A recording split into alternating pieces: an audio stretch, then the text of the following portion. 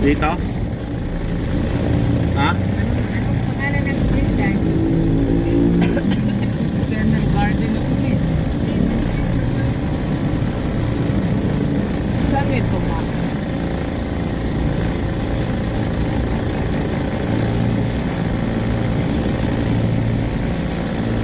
Napapasok na.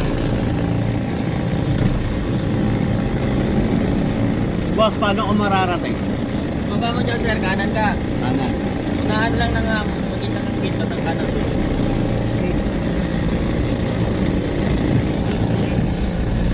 Ayos to. Dito nakatira yung mga ano. Mga nakalimlay.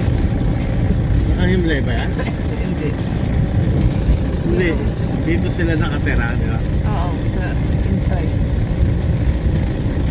Hindi ito nabili ng part ng Philippine Publishing House. Hindi nabili ng Eternal. Ito. Hindi ito nabili. Gawaan ito ng mga books. Philippine books. Philippine Publishing House. Sa loob ng internal garden. Oo. Tanong mo sa guy. O, nagtanong na nga eh. Yan o, PPH property.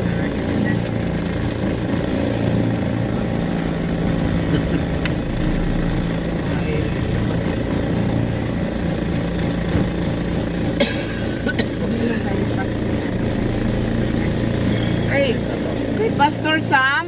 Ay, Pastor Sam daw, boss. Fernando. Fernando. Pangalawang bahay. Anong Yeah. gagawin?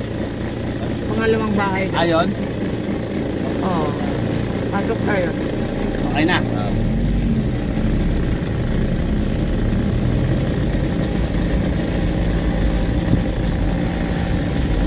Paggawaan to ng mga libro. Hmm. Ayos to, tahimik yung paggawaan ng libro. Hmm. Ang laki pa ng bahay nila, oh. Dalawang bahay na. May luma ito eh. Lumang style. Ayan daw. Ito. Oo. Ayan daw.